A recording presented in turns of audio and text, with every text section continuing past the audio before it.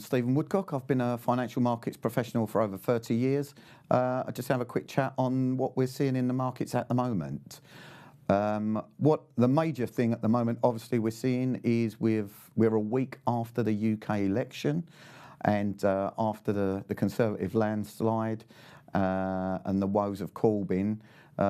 Everyone seems to think now that everything's done and dusted. We're out at the end of January of Europe, and everything's tickety-boo.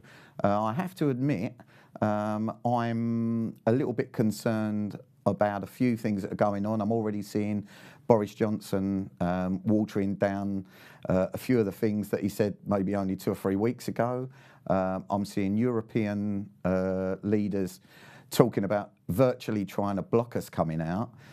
So I've got to admit, I still think we still have the spectre of uncertainty in the markets, and I think that's what we're seeing. Currently, as I left the office this morning, cable was trading around about 130.50, off from the highs of 135.10 on the night of the election, which we saw obviously the spike up, stock driven purely on the back of one of the early polls that came out, not on the actual result of the election, because on the result of the election we've actually drifted lower.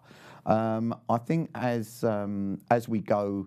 Well, as we are going into this Christmas period now, I have to admit, I think where we are currently sterling, obviously in cable and against the euro, I don't think we're going to see very much more movement. I think we've sort of found this 130 range in cable, you know, the 118, 119 sort of area in, well, sterling euro.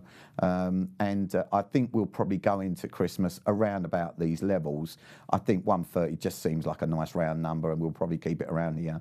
And I've got a funny feeling there may be some operations just to keep it in the 130s for the time being. I do have to admit that as we come back for the new year, because of the uncertainty still, and you know, we still seem to get sold off when there's uncertainty. I do think that for the time being, we still will remain under pressure for the pound. But as I've said all along, I do expect the day that we leave the European Union, I do expect that's the start of the sterling rally up to higher levels, which I think sterling can sustain currently. Certainly, opposed to Europe, I think the UK economy is doing quite well. I know the numbers that have been coming out over the last, I don't know, the last 2 or 3 weeks.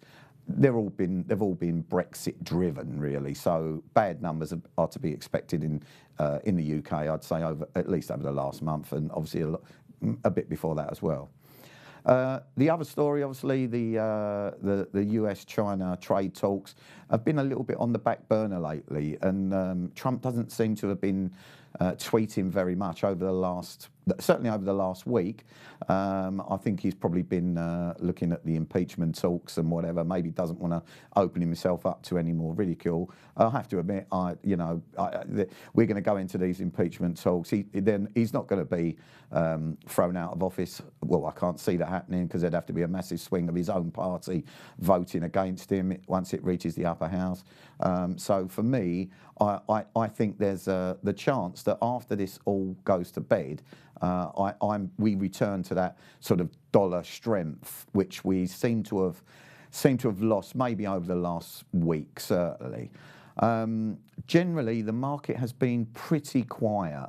Like I say, we are in this Christmas period, and you know, if you're looking at things like euro dollar, currently seems to be a sort of something down at 111.10. I do expect it maybe to trade a bit lower, maybe down to low 110s, maybe, you know, end of today, maybe early next week. But we're pretty stagnant euro dollar. Dollar yen, the yen is gaining a little bit of strength purely from maybe a little bit of safe haven over the holiday period, as has the Canadian dollar. One thing that I do look at the moment that I do think we can see some upside is oil. I have to admit, I like the way oil's moving. Yeah, I called it down at that 50 area, and we're above 60 now. Seems to be holding, and I see oil. I certainly see $80 a barrel, and not really much higher. Anyway, for the time being, thanks very much.